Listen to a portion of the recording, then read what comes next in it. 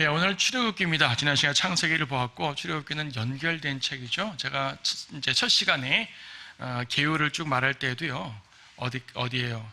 그 11개 하까지는 쫙 연결되는 스토리라 그랬어요. 역대기에서 한번 반복되지만 그 앞까지는 쭉 연결돼요. 모세오경도 마찬가지예요. 출애굽기에서 그러니까 창세기에서 출애굽기로 연결됩니다. 출애굽기는 기본적으로 구속의 책이라고 그럽니다. 구속의 책. 우리가 구속이라는 말을 쓰는데요. 구속. 이 구속, 이제 영어로 리딤션 그러는데 이 구속이라는 말은 다시 사들이는 걸 말하는 거예요. 내 것으로 회복하는 걸 말하는 거죠. 하나님의 것을 되찾는 것을 말해요. 그러니까 그러니까 구속도 구원이라는 말에 포함되어, 구원이라는 말은 되게 포괄적인 말이거든요. 구원이라는 포괄적인 말 속에 이제 강조점 포인트들이 있어요. 그 중에서 구속이라는 개념은 다시 사는 겁니다. 다시 내 것으로 회복시키는 거예요. 그래서 다시라는 말은 뭐냐면 원래 하나님 거였다는 얘기죠. 원래 하나님 거였는데 어떠한 계기로 저쪽으로 넘어간 거예요. 그걸 다시 하나님께서 그분의 방법을 통해서 가져오시는 거죠. 되찾는 거죠. 이걸 리딤션, 구속이라고 표현을 합니다. 이제 성경적 용어죠. 그래서 이제 우리가 성경 전체에서 볼 수 있는, 특히 신약적 개념에서 말하는 구속은 우리가 지난 시간에도 비슷한 말을 봤지만 창조, 타락, 구속 그렇게 말했잖아요. 창조. 우리는 모든 사람은 창조물, 피조물로서 그분의 것이죠. 그렇잖아요. 모든 인류뿐 아니라 자연 만물 가운데서 그분의 거예요. 그런데 죄의 노예가 됐잖아요. 죄의 노예로 전락했습니다. 그래서 이제 사탄은 우리를 자기 거라고 말하는 거죠. 그래서 주님께서 다시 사셔야 돼요. 그게 구속이에요. 주님께서 구속하시는 방법은 뭐냐면 십자가의 보혈이었죠.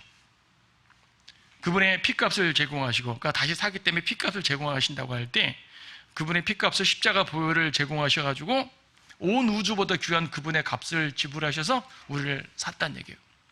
여기서 이제 신학적으로 약간 미묘한 부분이 있는데, 지불하다, 누구한테 지불했냐 하면 사탄한테 지불했다. 그럼 사탄과 거래했단 말인가? 그런 말은 아니고요. 사탄한테는 일방적으로 뺏어오는 거죠. 우리가 이제 이런 표현, 그 신학적인 표현을 써서 다시 산다, 구속이라는 용어를 쓰는 거지만 굳이 누구한테 지불했냐 하면은 아버지께 지불한 거예요. 왜냐하면 아버지가 주인이시지 실제 주인이 사탄은 아니잖아요. 사탄한테는 뺏어오는 거거든요. 근데 이런 과정을 설명하다 보니까 지불했다는 말을 쓰는 겁니다. 어쨌든 그분의 피값이 구속값이에요. 이스라엘의 경우, 우리는 출애굽기는 이스라엘을 보는 거니까 이스라엘은 민족적 구속을 받습니다. 이스라엘도 하나님의 것이에요. 선택. 언제부터? 아브라함 때부터. 아브라함 때부터 하나님은 이스라엘을 선택하셨어요. 아브라함, 이삭, 야곱, 이스라엘의 조상들인 거죠. 조상들 때부터 선택하십니다. 근데 그들이 이집트의 노예가 됐네요.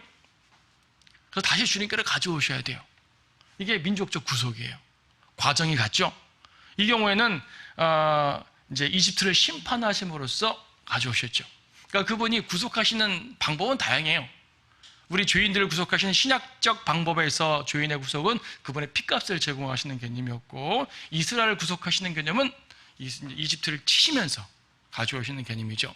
하지만 어쨌든 원래 하나님의 것인데 어떤 계기로 저쪽으로 넘어갔다가 다시 가져오는 것, 이걸 구속이라 그런다. 근데 출애굽기는 바로 그 구속의 책입니다. 구속의 책. 그래서 이제 이집트를 심판하신 그러한 구속은 어린 양의 구속, 예수님의 구속의 하나의 예표가 돼가지고 출애굽기에 있는 많은 사건들이 신약적으로 이제 신약에서 증명이 되고 신약에서 성취가 되는 거죠. 그래서 출애굽기 사건은 예표다라고 우리가 인식을 할 수가 있습니다. 자, 민족적 구속은 바로 탈출이에요. 여러분, 엑소더스라는 말은 탈출이란 말이죠. 탈출이에요. 그래서 출애굽기란 말은 이집트를 애굽이라고, 한자 표현으로 애굽이라고 그러니까 이집트 탈출기인 겁니다. 이집트 탈출기. 그래서 이 탈출이라는 말 자체는 다양하게 쓰입니다. 역사적으로는 바빌론 포로에서 회복되는 것도 일종의 탈출이죠. 그렇죠? 그래서 이사야서 11장에서 보게 되면은 마지막 날에, 그러니까 이 유다가 바빌론에서 돌아오는 장면이 마치 과거 이집트에서 올라오는 것과 같이 하겠다는 표현이 나와요. 이집트에서 탈출한 것이 그들의 역사 내내 하나의 원형이 되어 있는 거죠. 그리고 이제 영적으로 말하게 되면은 초림도 탈출이에요. 여러분 죄에서 탈출했죠? 마귀에게서 탈출했잖아요. 그래서 출애굽기 엑소더스는 아까 앞 페이지에서도 예표라 그랬는데 우리가 구원받고 죄에서 탈출하는 것에 하나의 예표가 되는 사건이 됩니다. 예언적으로 말하면 재림에 적용을 하게 되면 이스라엘 백성이 이방 나라들로부터 이스라엘로 모이죠. 그래서요 1948년에 이스라엘이 독립할 때도 전 세계에 흩어져 있는 유대인들이 그 땅으로만 모였잖아요. 이것을 가리켜서 엑소도스라는 표현을 많이 썼어요. 많은 사람들이 탈출했다. 이집트는 아니지만은 탈출한 거잖아요. 다양한 곳에서. 또 이것은 이제 대환란 끝나고 하나님께서 이스라엘을 완전히 모으셔서 천년왕국을 만들 때도 또 일종의 엑소더스가 되겠죠. 탈출입니다. 그래서 이집트를 탈출한 이 출애굽기 사건은 향후에 있는 역사의 많은 부분에 적용이 되고 특히 하나님의 역사에 적용이 되는 거예요. 탈출. 자, 탈출이라고 했지만 우리가 보통 탈출하게 되면 감옥을 몰래 탈출하는 거, 뭐 쇼생크 탈출 영화 보면 몰래 탈출하잖아요. 그렇죠? 대부분 탈출을 몰래 합니다. 하지만 이 경우의 탈출은 몰래 하는 게 아니라 백주 대낮에 보란 듯이 모든 이집트인들이 보던 앞에서 늠름하게 나옵니다. 그 장면을 출애굽기 12장에서는 군대라는 말을 써요. 출애굽기 12장 끝에서 12장 51절 바로 그날 주께서 이스라엘 자손들을 그들의 군대들대로 암이라는 단어가 직접 쓰였어요. 군대들대로 이집트 땅에서 데리고 나오셨더라. 이스라엘은 군대입니다. 몰래 빠져나오는 게 아니에요. 그래서 그냥 탈출이 아니라 영광의 탈출이죠. 하나님의 승리를 보여주는 탈출입니다. 하나님의 승리. 그래서 하나님의 승리를 보여주는데 창세기와 출애굽기는 연결된 책이라 그랬어요. 어떻게 연결되냐면 창세기의 시작, 출애굽기의 시작이 창세기의 끝이에요. 둘 다 모세가 기록했기 때문에 자연스럽게 연결되기도 하지만 출애굽기의 시작이 어떻게 되어 있냐면 이스라엘의 모든 가족들이, 그러니까 야곱과 그의 가족들이 이집트로 들어간 것으로 출애굽기 1장을 시작합니다. 1장은 르우벤, 시므온, 레위, 유다 쭉 나오죠. 각 모든 아들들이 들어가고요. 5절에는 70명이 들어갔고요. 가서 번성을 하는 거죠. 창세기 50장, 49장, 48장 요 뒷부분 보게 되면은 이제 야곱과 그의 가족이 이집트로 들어간 장면입니다. 이집트로 들어가는 것 자체는 죄가 아니었어요. 창세기 끝에서 하나님께서 허락하시고 가라고 하셨기 때문에 특히 그때는 엄청난 기근이었고 하나님께서 이들을 모두 보호하시기 위해 이집트로 들여보냈어요. 이집트로 간 것 자체가 잘못은 아니었습니다. 이 경우에 있어서는. 근데 그때 시련이 닥쳐온 거죠. 자, 창세기 연결성 보게 되면 시작 자체가 선택받은 백성의 번성이에요. 번성.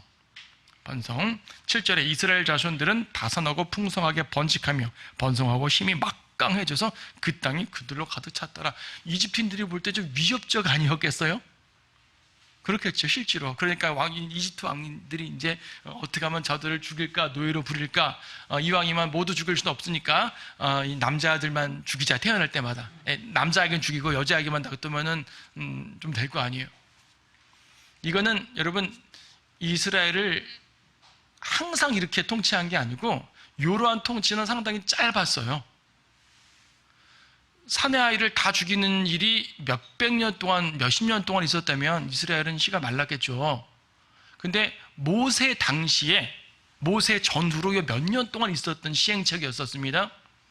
그러니까 모세 이후에 모세가 나중에 보니까 자기의 그 동족들이 여전히 많은 걸 보면 남자들 태어났다는 얘기거든요. 이스라엘 출애굽할 때 수많은 사람들이 60만 명이 형성되었단 말입니다. 남자들이 태어났다는 얘기죠. 그러니까 모세가 태어날 때 일시적으로 있었던 조치예요. 왜 일시적으로 그런 조치가 있었을까요? 사탄이 하나님의 구속자를 미리 제거하려는 그러한 계획 가운데서 있었던 일이에요. 마치 사탄이 예수님의 탄생을 막으려고 만삭된 마리아의 위험하게 먼 여행을 시키기 위해 카이사에게 자극해가지고 온 세상에 세금 등록하라고 조세 등록 시켰잖아요. 그런 거가 이제 연관된 내용이 되겠죠. 이스라엘 번성했습니다. 시련이 닥쳤죠. 노예 생활이 닥쳤습니다. 그리고 그들은 꽤 고생을 했어요. 2장 마지막 절 보게 되면 2장 25절에서 2장 24절에서 하나님께서 그들의 신음소리를 들으시고 하나님께서 아브라함과 이삭과 야곱과 맺은 그의 언약을 기억하시더라. 그냥 불쌍히 여기셨다가 아니라 아브라함과 이삭과 야곱과 맺으셨던 언약을 기억했단 말입니다. 창세기와 연관된 거죠. 그러니까 출애굽기에서 말하는 이스라엘은 동떨어진 별도의 이스라엘이 아니라 창세기에서부터 하나님의 언약과 이런 선택을 받고 이어져 내려온 그 백성이라는 사실을 처음부터 강조해 주고 있는 겁니다. 그래서 처음부터 하나님의 백성임을 강조하며 시작을 했는데요. 파로에게 6장 이후에 보게 되면 이제 모세가 파로에게 가서 선언하거든요. 이스라엘을 내보내라 라는 말을 하는데, 이때 계속 나오는 말이 뭐냐면 내 백성을 가게 하라. 내 백성을 가게 하라. 영어로 Let my people go 라고 하는데, 흑인 영가에서 많이 등장하는 이 용어예요. 흑인 영가 가사에서 Let my people go 이런 말이 꽤 많이 등장해요. 내 백성을 가게 하라. 내 백성을 가게 하라. 출애굽기에 있는 내용으로 가사를 잡은 거죠. 추우시면 좀 줄여도 됩니다. 그래서 이제 내 백성이라는 말이에요. 내 백성, 하나님의 백성. 이걸 처음부터 강조한 책이 출애굽기예요. 그리고 재앙들을 내릴 때도요, 하나님의 백성과 이집트 백성이 구별을 뒀죠. 처음에 몇 재앙은 함께 받았지만 네 번째 재앙 이후부터는 이스라엘 이 머무는 땅에는 아무 이상 없고 이집트인들이 있는 땅에는 재앙이 막 내려오는 거야. 구별하신 거죠. 하나님의 백성. 그러니까 구속을 말한다면 마귀편에서 볼 때 아니 내 사람들 왜 뺏어갑니까? 그럴 수 있잖아요. 하나님이 아니야 원래 내 거야. 원래 내 거라고 이거죠. 처음부터 그걸 강조하고 있는 겁니다. 마귀가 여러 가지 형태로 우리를 막 잡아끌 거 아니겠어요. 우리를 고소하고 자기 것 모양. 그때마다 하나님께서 말씀하시는 겁니다. 아니야 원래 내 거야.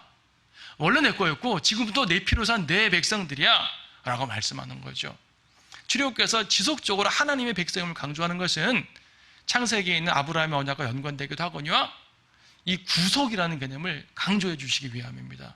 그래서 출애굽기는 구속의 책으로서 신약에도 예표가 되는 겁니다. 자, 구속의 시작은 어떤 식으로 시작이 됩니까? 먼저 모세를 준비시키셨어요. 2장에 보게 되면 모세를 준비시켜가지고 태어날 때부터, 그렇죠? 아까 말한 것처럼 나 사나이는 다 죽이라 그랬는데 기적적으로, 기적이라보다는 이제 부모가 살렸죠. 살리고 더 이상 숨기지 못할 때 나일강에다 이제 이만한 바구니 만들어서 띄웠는데 우연치 않게 그 이집트 공주님이 발견해가지고 그 모든 것들을 다 하나님의 계획하신 거 아니겠어요? 하나님 이끄신 거 아니겠어요? 만약에 공주님한테 가기 전에 그거 덥석 물어버리면 어떻게 되겠어요? 끝장나는 거 아니에요? 이거 바구니가 둥둥 떠내려올 때 아기가 울지 않았으면 지나칠 거 아니에요? 마침 그때 아기가 또 울었단 말이에요. 그렇죠? 보통 같으면 공주님이 저거 히브리인 아이네 죽여 이럴 수도 있는데 갑자기 그 모성애를 막 발동시키셔가지고 내가 키울게 하게 만들었잖아요. 근데 이집트 공주님은 처녀이기 때문에 젖이 안 나와요. 유모가 필요해요. 재빨리 하나님께서 예비해 주신 그 친엄마가 유모가 되어가지고 왕궁에서 양육비까지 받으면서 자기 아이를 왕자님으로 키워버렸습니다. 놀라운 일이죠. 하나님께서 예비시키셨습니다. 하지만 단지 왕궁의 왕자님이 된 것이 그렇게 큰 메리트는 사실은 아니에요. 어떤 사람들은 왕궁에서 교육받았기 때문에 지도자가 됐겠다. 아닙니다.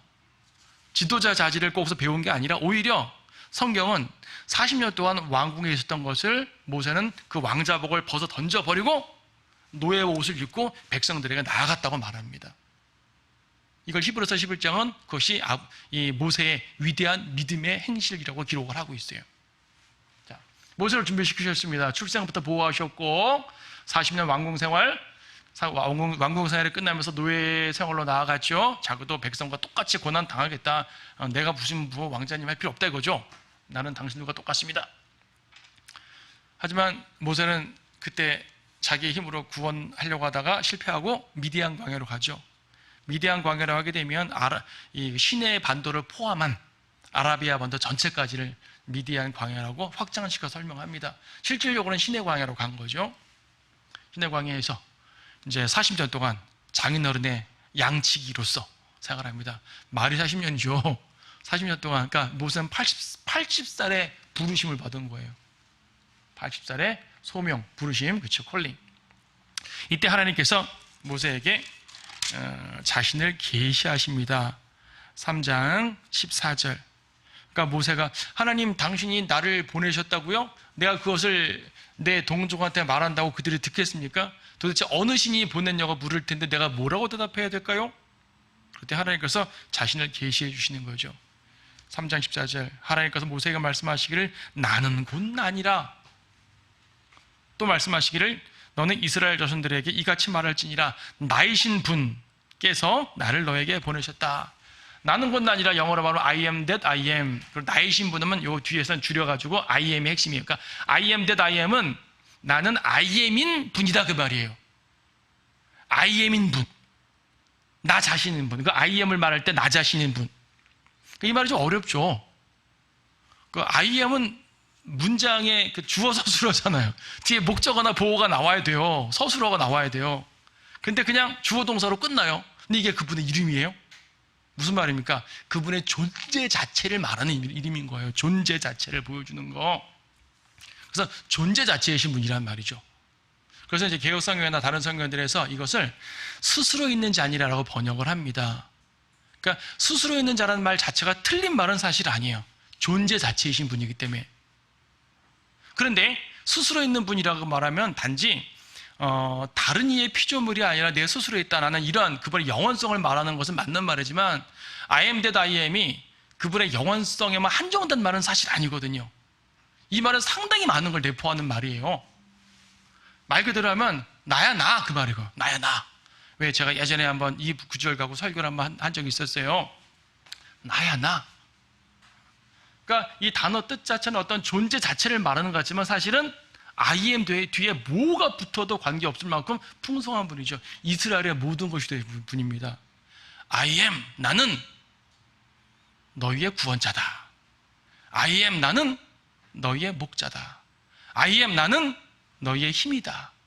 I am 나는 너희의 포도나무다. I am 나는 너희의 뭐다 빛이다 진리다. 요한복음에는 나는 기료 진리요 쭉 나오잖아요. 그러니까 I am을 말하는 거거든요. 예수님이 하나님이라는 I am인 분이라는 걸 설명하는 거예요. 그래서 이 말을 스스로 있는 자라고 말하는 것은 이제 이 단어에 대한 하나의 해석 중에 하나지 이것을 100% 말하는 말은 사실 아니에요. 그냥 있는 그대로 나는 곧 나니라라고 번역하는 게 가장 합당합니다. 그래서 나는 곧 나니라 혹은 나이신 분 그분께서 보내셨다. 아니 세상에 하나님의 이름이 나이신 분이에요. 아임의 그분의 이름이에요. 사람들 생각할 때 신이라는 것은요 바알도 신이고 그렇죠. 뭐 이집트는 라 태양신 라도 있고요. 뭐 오시리스도 있고요. 이런 신의 이름이 있을 거 아니에요. 그리고 각 신의 이름들은 태양신, 뭐 죽음의 신, 자연의 신 같은 이런 특징들이 있어요. 근데 하나님은 그런 게 없어요. 그 모든 거예요, 그냥. 그 모든 걸 말하기 때문에 나야 나 그 말밖에 없어요. 그분의 백성에게 나는 나야 이 말이 모르는 사람에게는 너무 황당한 이름이지만 그분의 백성에게는 그 말로 모든 걸 설명하는 이름이 되는 거죠. 나는 곧 나니라. 그렇죠? 하나님의 위대하신 이름으로서 계시해 주셨어요. 또 한 번의 계시가 있었죠. 6장 3절에서는 여호와라는 이름을 또 계시해 주십니다. 이 I am that I am과 여호와라는 말이 같은 말은 아니지만 유사하긴 하죠. 연결은 되죠. 출애굽기 6장 3절에서 내가 아브라함과 이삭과 야곱에게 전능한 하나님의 이름으로 나타나시나 여호와라는 나의 이름으로는 그들에게 알리지 아니하였느니라. 근데 지금 내가 너에겐 여호와라는 이름을 알린다 그 말이죠. 여호와. 여호와라는 말은요 킹제임스 성경에서는 대부분 주, 로드 이제 전부 다 대문자로 된 LORD가 모두 대문자로 된 로드라는 말로 번역이 되옵니다. 우리 한글 킹제임스 성경에서도 주라고 번역될 때 좀 진한 고대체로 쓴 것이 바로 여호와를 의미하는 주예요. 그래서 이제 주라는 번역에서도 볼 수 있듯이 여호와라는 말은 많은 사람들이 여호와라는 말 자체가 이스라엘의 민족 신이다. 각 나라의 민족 신이 있잖아요. 여호와는 이스라엘의 민족 신의 이름이다 이렇게 말하는데 그건 아니고요. 잘못된 말이에요. 사람들이 여호와를 이스라엘의 민족 신이라고 착각하는 것은 구약의 여호와 하나님이 주로 다룬 백성이 이스라엘이잖아요. 이스라엘 선택 전에도 그분은 여호와셨겠지만 구약 성경의 기록상 여호와 하나님이 주로 다루는 백성은 이스라엘이었기 때문에 여호와라는 이름이 이스라엘과 연관된 것으로 우리는 인식을 하지만 사실 여호와라는 이름은요 창세기 2장 4절에 처음으로 주, 여호와, 히브리어 여호와가 처음 쓰였고요. 이것은 하나님께서 그분의 백성에게 직접 자신을 계시하시고 나타내시고 관계성을 갖는 이름이 여호와란 말이에요. 보통 God, 엘로힘, God을 엘로힘이라고 그러는데 엘로힘과 여호와가 둘 다 하나님의 기본적인 이름인데요. 엘로힘이란 말은 그냥 신이란 말이에요. 신. 그래서 하나님이라고 번역되는 말이고, 여호와는 그분이 백성들과 함께한다는 관계성의 이름이에요. 이스라엘과 함께하는 하나님이고, 그전에는 이제 아브라함과도 함께 하셨고, 그래서 백성들과 함께하는 관계성의 이름이 바로 여호와예요. 그래서 주라는 말로 번역을 해서 영어 성경에서는 여호와의 증인을 성경을 제외한 대부분의 영어 성경은 다 주라고 번역해요. 킹제임스 성경뿐 아니에요. 대부분 다 주라고 번역을 해요. 자, 그래서 이제 이 부분은 여호와라는 이름에 대해서는 별도로 강조할 부분이 있고, 어쨌든 하나님이 자기 계시를 하시는데, 한마디로 그분의 이름은 이스라엘, 너희를 위한 이름이야, 그 말입니다. 이스라엘의 하나님이 되시겠다는 말이죠. 구속이란 말이에요. 자, 10가지 재앙들이 등장합니다.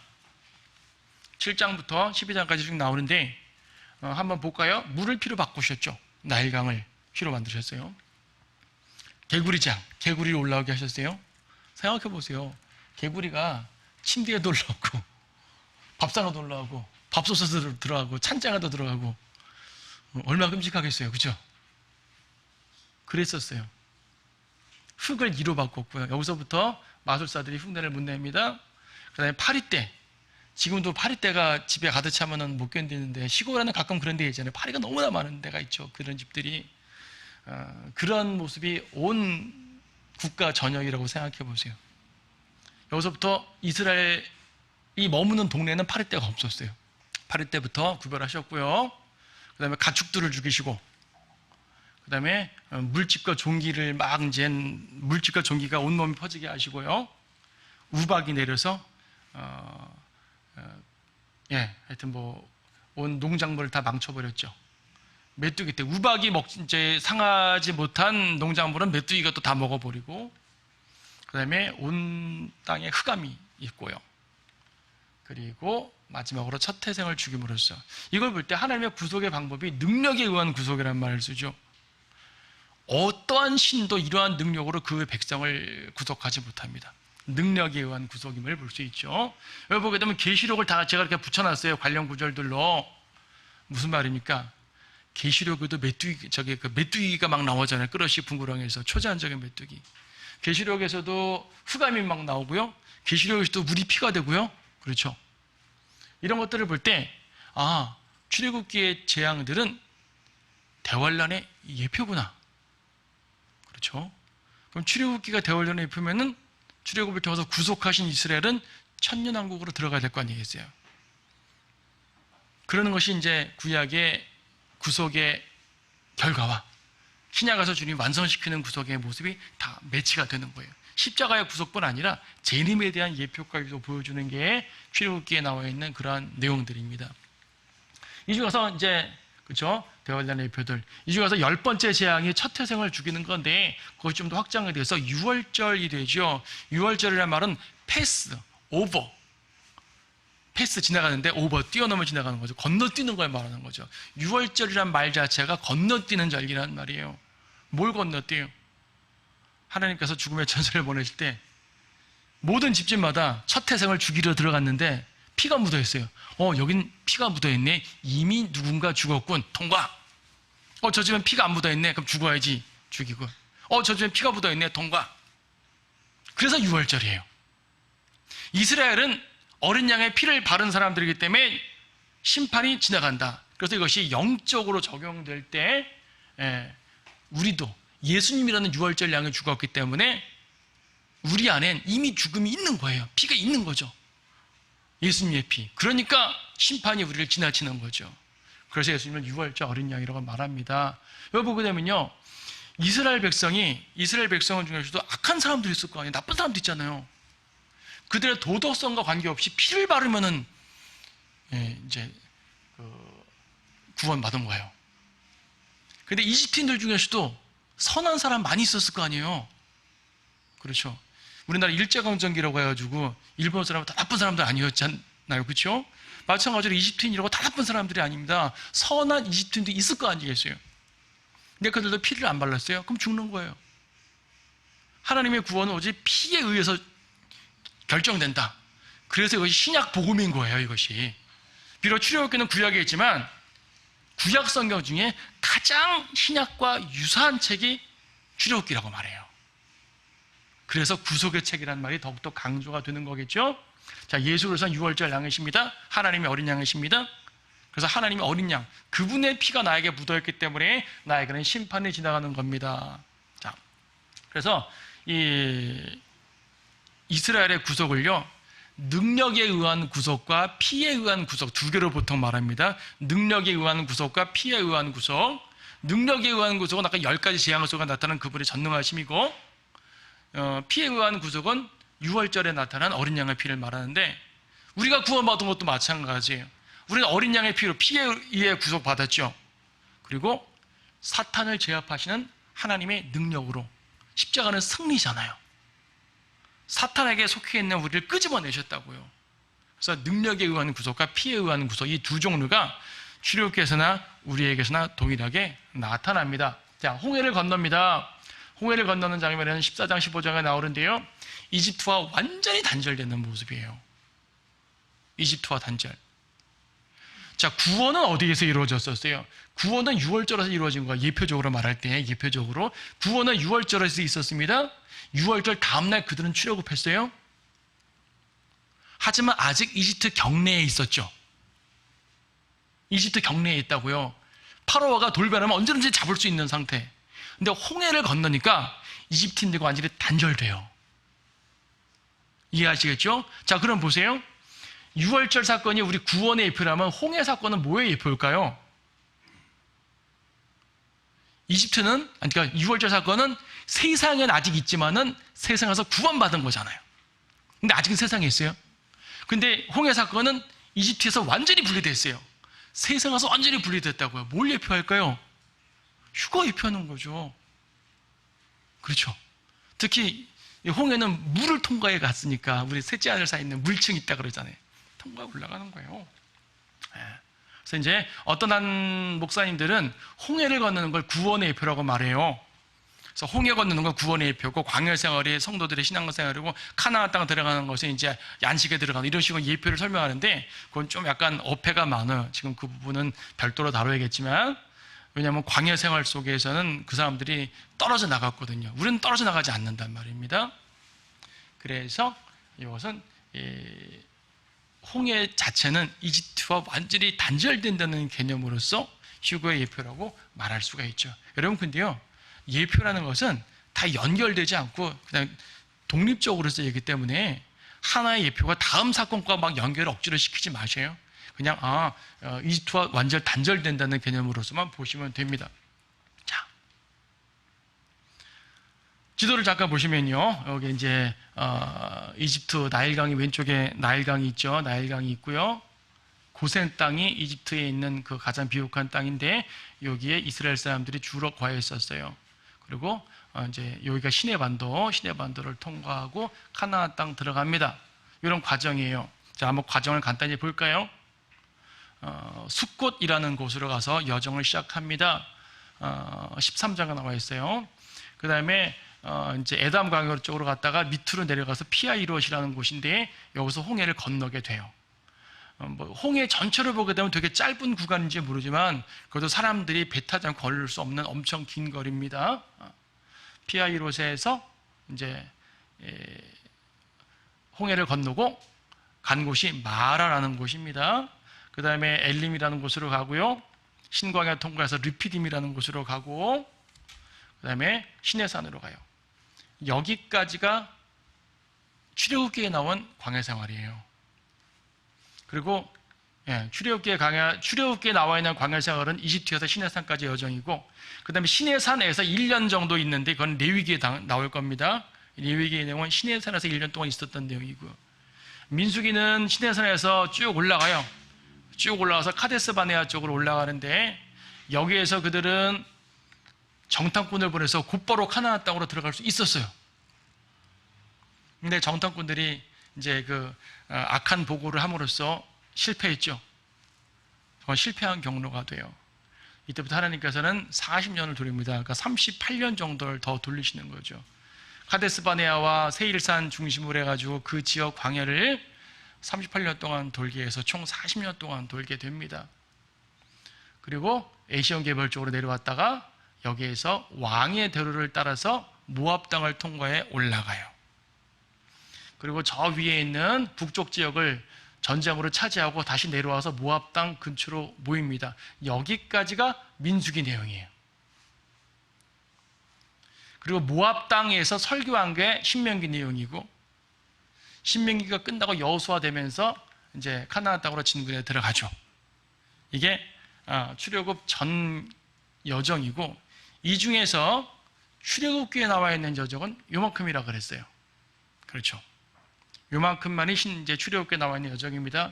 이 같은 신의 반도지만, 신의 광야지만 신의 광야 내에서도 약간 구획이 되어 있어요. 에담 광야, 신 광야, 파란 광야. 색깔이 파래서 파란 광야가 아니라 이름이 파란 광야예요, 그냥. 하여튼 여러 광야로 구획되어 있는데 전체적으로는 신의 광야죠. 근데 왜 저렇게 강조 드렸냐면, 자, 지도를 보세요. 고센에서 출발해서 숫곳으로 왔어요. 숫곳에서 에담 광야로 왔습니다. 여기 출애굽기에 보게 되면 광야 끝 에담이라는 표현이 쓰입니다. 출애굽기 13장 13장 20절에 보게 되면, 그들이 숫곳에서 그들의 여정을 시작하여 광야의 끝에 있는 에담의 진을 쳤는데, 여기 에담 광야 나오죠? 에담 광야. 에담 광야 끄트머리예요. 지금 여기로 왔어요. 여기로 왔으니까 어디로 갈 수 있습니까? 어디로 갈 수 있어요? 곧바로 이렇게 올라갈 수가 있잖아요. 이렇게 올라갈 수가 있잖아요. 올라갈 수가 있죠. 근데 하나님께서는 14장 2절 보게 되면, 이스라엘 자손들에게 말하여 그들로 돌아서 바알스폰 맞은편 믹돌과 바다 사이 피하히롯 앞에 진을 치게 하라. 너는 피하히롯 앞에서 바닷가에 진을 칠지니라. 그러니까 여기서 광야 끝 에담에서 바로 올라갈 수도 있었는데, 하나님은 돌아서 이리로 내려가라 그랬어요. 왜 그랬어요? 홍해 건너려고. 그냥 가면은 홍해 안 건너고 갈 수 있죠. 많은 학자들은 이집트의 출애굽 여정을요, 이렇게 물을 건너지 않고 이쪽에 있는 습지를 지난 걸로 얘기하는데, 성경은 분명히 돌아서라는 표현을 쓰고 있습니다. 돌아서 내려가서 물을 건너게 만드는, 의도적으로 물을 건너게 만드는 거죠.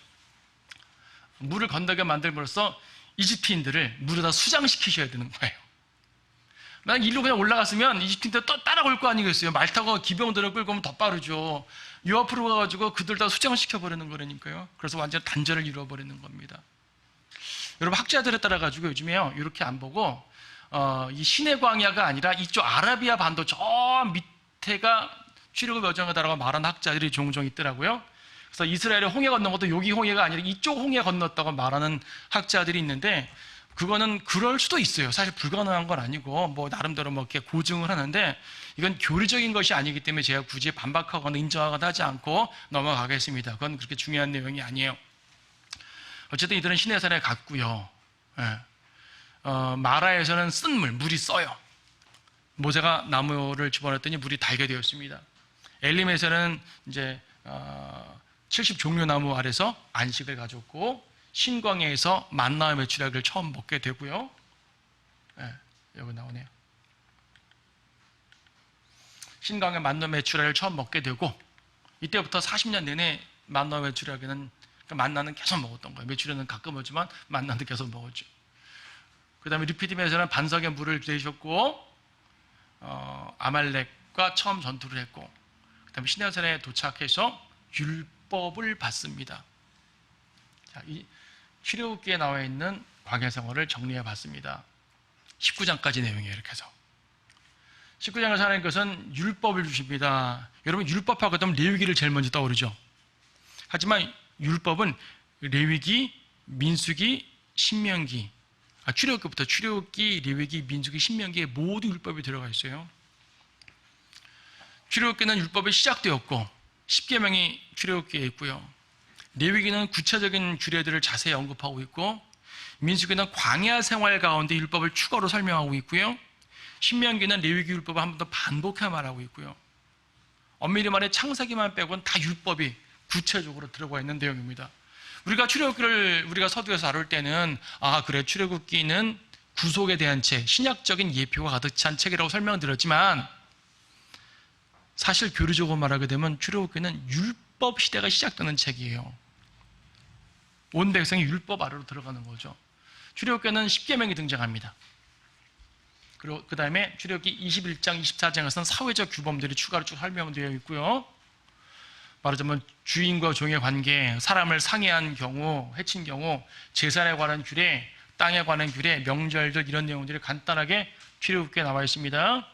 그리고 성막 건축에 대한 내용이 출애굽기에 반쯤 못 될 만큼, 출애굽기가 총 40장인데 25장부터 40장까지가 거의 절반이 성막의 한 정도 설명하고 있어요. 그 중에 이제 32장 전후에서는 금송아지 만든 사건을 별도로 언급하고 있지만 전체적으로는 성막과 연관된 내용이 25장부터의 내용이에요. 자, 그래서 율법이란 말을 좀 더 살펴보죠. 율법이란 무엇인가? 이스라엘에게 있어서 율법이라는 것은요, 이스라엘과의 민족적 선택을 말해요. 우리가 볼 때 율법은 복음의 관점으로 보게 되면 율법은 낮은 거, 복음이 높은 거잖아요.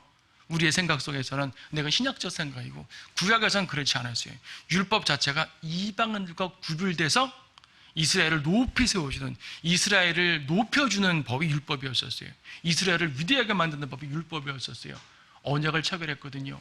그래서 출애굽기 19장에서는 율법을 체결하는 장면에서 하나님께서 뭐라고 말씀하시냐면 출애굽기 19장 5절에 그러므로 이제 만일 너희가 참으로 내 음성에 복종하고 나의 언약을 지키면 너희는 모든 백성보다 나에게 독특한 보물이 되고, 6절 너희는 나에게 제사장들의 왕국이 되며 거룩한 민족이 된다. 독특한 백성, 제사장들의 왕국, 거룩한 민족. 엄청난 지위죠. 율법은 이스라엘을 높여주는 지위입니다. 법입니다. 그래서 율법 시대에 돌입했죠. 자, 율법은 또 어떤 법입니까? 경배와 성별의 법이에요. 10계명도 10가지 계명 중에 첫 4계명이 하나님과 연관된 계명이었어요. 하나님만을 섬기라. 우상 만들지도 말고 섬기지도 말라. 하나님의 이름 헛되게 부르지 말라. 안식일을 기억해 지키라. 첫 4계명이 하나님과 연관된 계명입니다. 경배가 율법에서 매우 중요해요. 레위기도 1장부터 7장까지 제사법만 쭉 말하고 있고요. 8장 9장까지 또 제사장들에 대해 설명하고 있고요. 율법에서 상당히 강조하는 게 경배고 성별이에요.